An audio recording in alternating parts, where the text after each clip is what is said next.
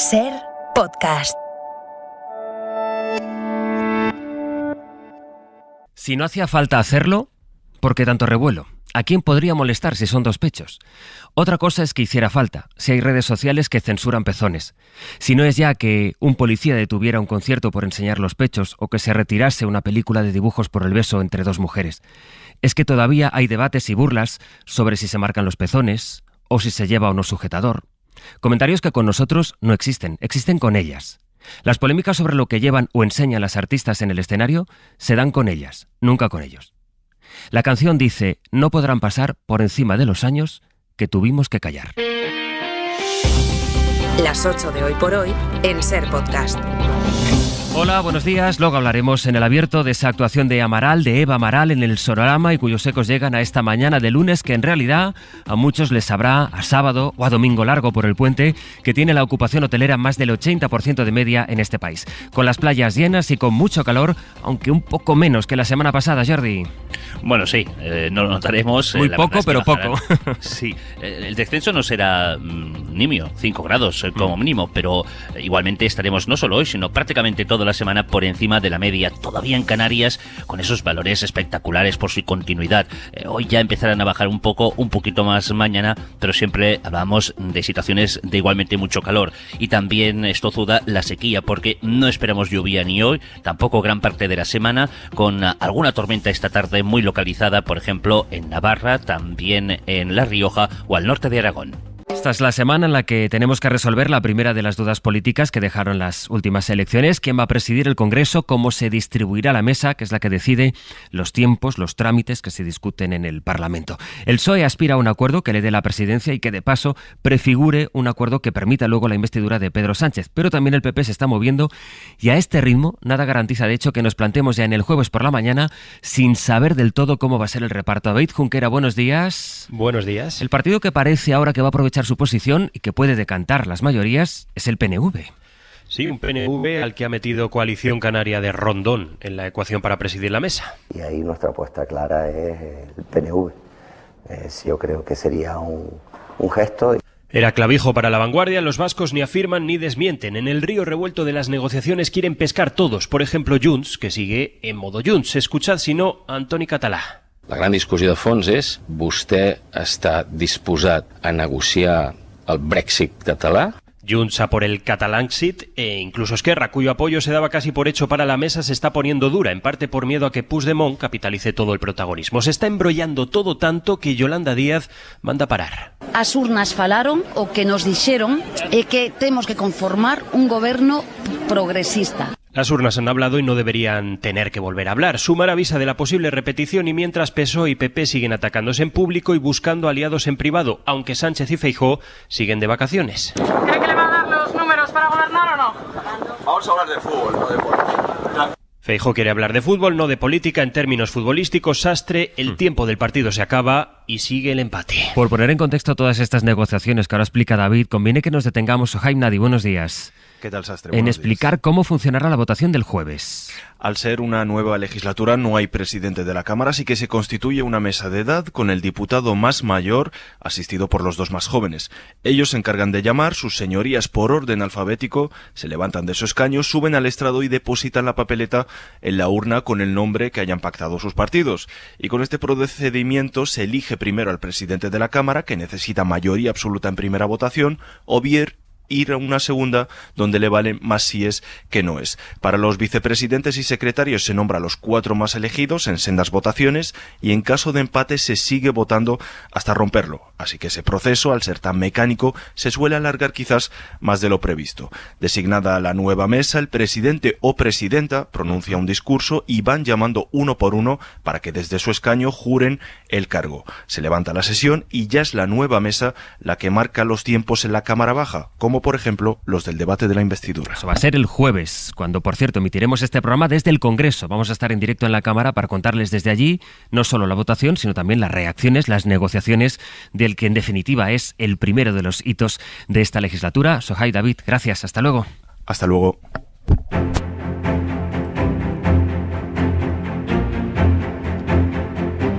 Hoy de momento lo que vamos a hacer es hablar de las horas que dedicamos a trabajar. En este día de puente, con la gran mayoría de vacaciones, hemos pensado que era un buen momento para preguntarnos por cómo distribuimos el trabajo y los horarios en este país. ¿Por qué hacemos más horas que en otros lugares? Y sobre todo, ¿por qué alargamos tanto las jornadas? Lo que hace mucho más complicada la conciliación.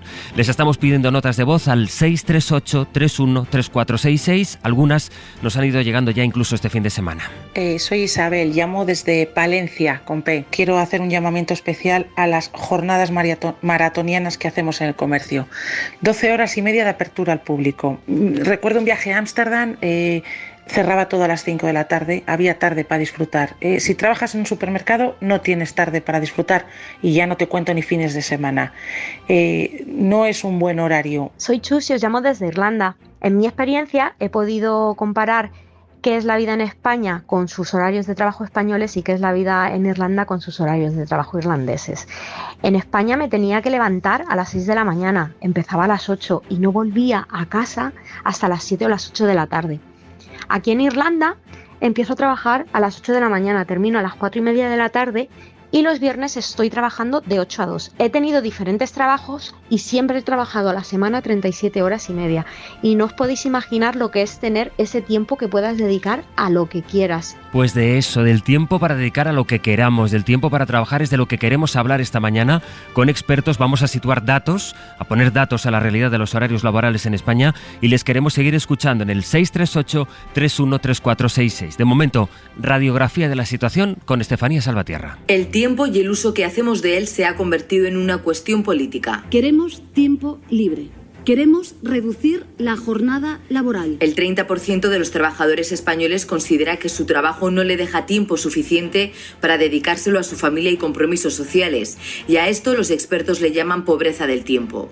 Nuestra desarmonización horaria afecta a todos los campos que queramos revisar, desde estar en el uso horario incorrecto a jornadas laborales que se extienden a lo largo de todo el día, pasando por la liberalización de los horarios comerciales y un prime time que tiene su punto máximo alrededor de las 10:30 de la noche.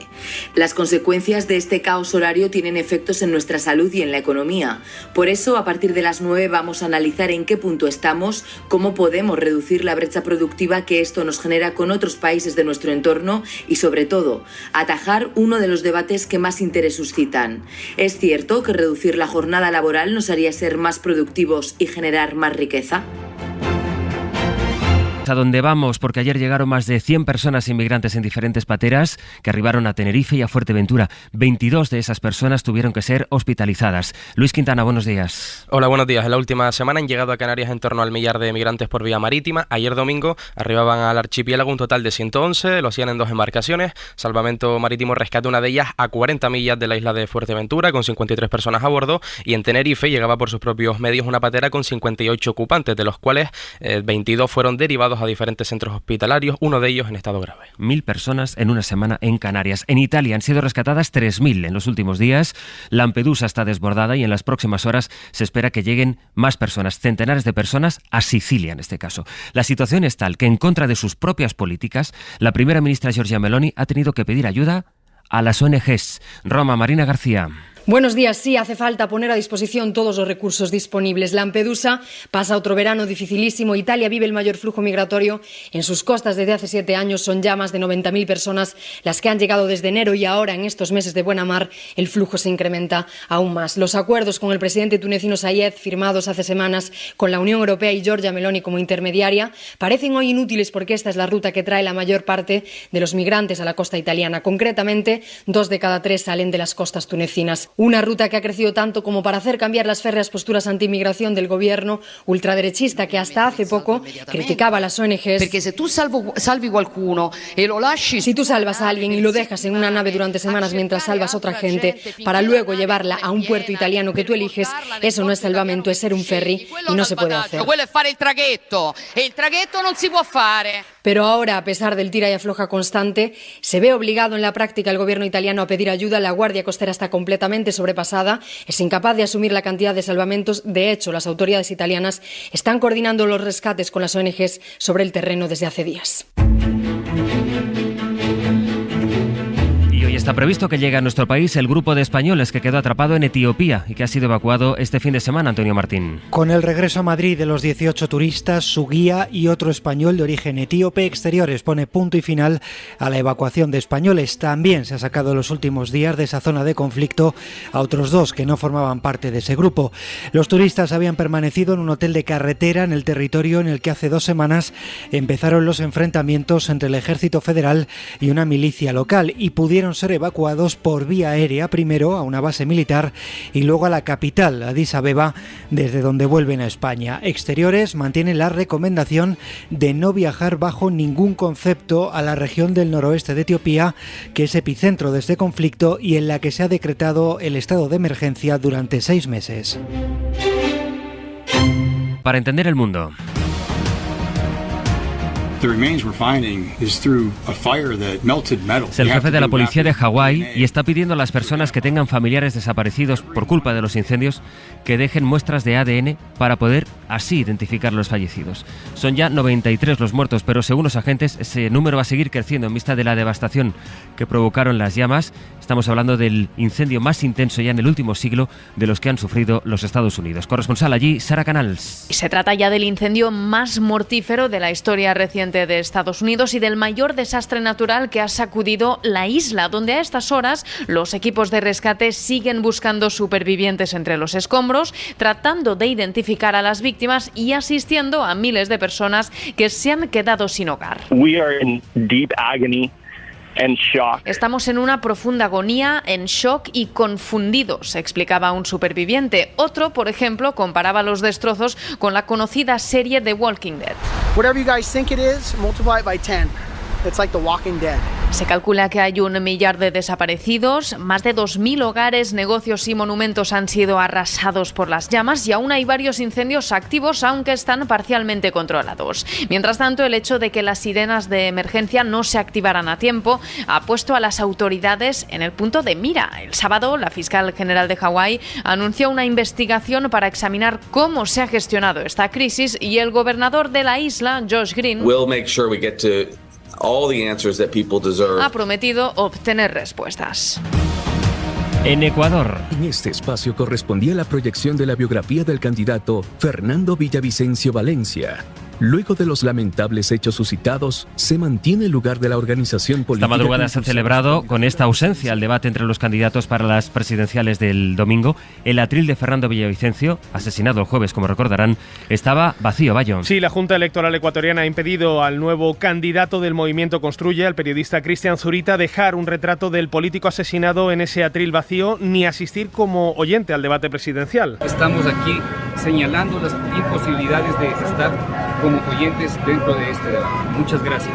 ¡Viva Fernando! Un debate que ha comenzado con 1 minuto de silencio y en el que la seguridad ha sido el tema estrella. Mientras tanto, avanzan las pesquisas sobre la trama que acabó con la vida de Fernando Villavicencio el pasado miércoles. El responsable de la investigación policial en Quito ha revelado detalles sobre el presunto atacante, un joven colombiano que falleció por disparos de los policías. Él tiene antecedentes en el Ecuador por tenencia y porte de armas del 17 de junio. Otras 6 personas continúan detenidas en esta investigación. A 6 días de las elecciones rige en todo Ecuador el estado de excepción, lo que permite la presencia de miles de militares y policías en todo el país. Atención, Argentina. Ha sido noche de elecciones primarias en ese país. Los argentinos han votado a los candidatos que se van a disputar la presidencia del gobierno. Y el resultado, la ultraderecha ha arrasado con más del 30% de los votos. Es su mejor resultado en las primarias. Con este mensaje además de su candidato, que es Javier Milei. Venían operándonos diciendo que ni siquiera íbamos a estar terceros.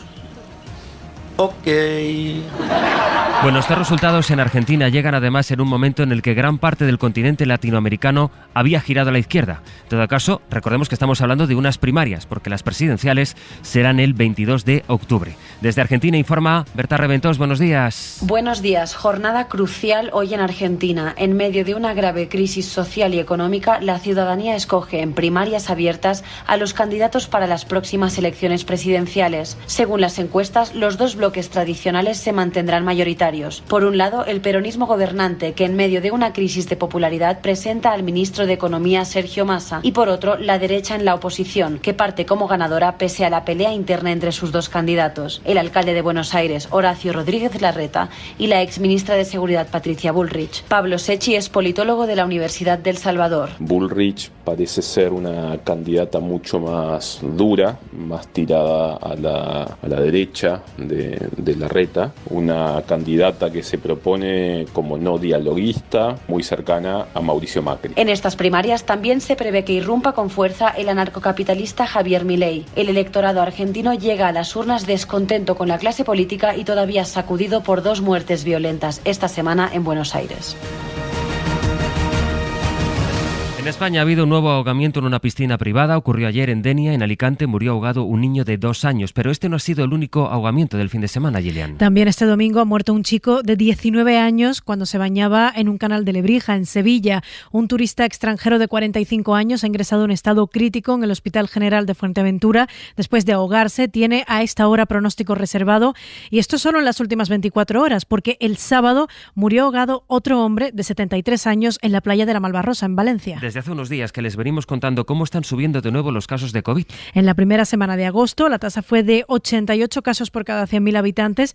Eso es el triple que hace exactamente un mes. La venta de pruebas diagnósticas se ha vuelto a disparar. Han aumentado un 174% desde finales de junio. Siguen sin ser datos significativos, pero sí que mantienen la tendencia al alza y las nuevas variantes han traído también nuevos síntomas, Teresa Rubio. Los principales este verano están siendo los dolores intensos de garganta, la conjuntivitis o problemas digestivos. Lorenzo Armenteros es portavoz de la Sociedad Española de Médicos Generales y de Familia. Predomina sobre todo el dolor de garganta muy intenso. En estos casos, la mayoría, cuando se realiza el test, es un test positivo. Otros de los síntomas que también estamos viendo son manifestaciones de conjuntivitis. El problema que sí existe ahora en el diagnóstico es básicamente porque los protocolos no contemplan los test más que en unas determinadas poblaciones de riesgo. Y por otro lado, en la variabilidad que pueden presentarse la propia enfermedad. Armenteros cree que los casos están aumentando bastante más de lo que dicen las cifras del Instituto de Salud Carlos III, porque en atención primaria, según el protocolo, solo se puedan hacer pruebas diagnósticas a los pacientes vulnerables. De la guerra. En Ucrania, esta madrugada 3 personas han resultado heridas en un bombardeo en Odessa y el último ataque de las tropas rusas en Jersón ha dejado 7 muertos. Uno de ellos era un bebé, una niña de solo 23 días. Información de Laura Bermejo. Los bombardeos de artillería han matado a casi una familia completa, marido, mujer y una niña de 23 días, mientras que otro de los hijos, un niño de 12 años, se ha mantenido con vida. Este domingo los bombardeos han sido varios en todo el país y han dejado un total de 17 muertos. La Fiscalía General ha confirmado el asesinato de más de 500 menores desde que comenzara la guerra y casi 1.100 han sufrido lesiones de distinta gravedad.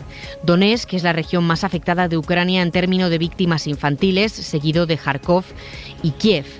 Zelensky, el presidente, ha denunciado los ataques en su mensaje diario y ha asegurado que no dejarán sin respuesta ninguno de los crímenes de Rusia. Suscríbete a Hoy por Hoy. Todos los episodios y contenidos adicionales en la app de Cadena SER y en nuestros canales de Apple Podcast, Spotify, iVoox, Google Podcast y YouTube. Escúchanos en directo en la SER de lunes a viernes a las 6 de la mañana. Cadena SER. La radio.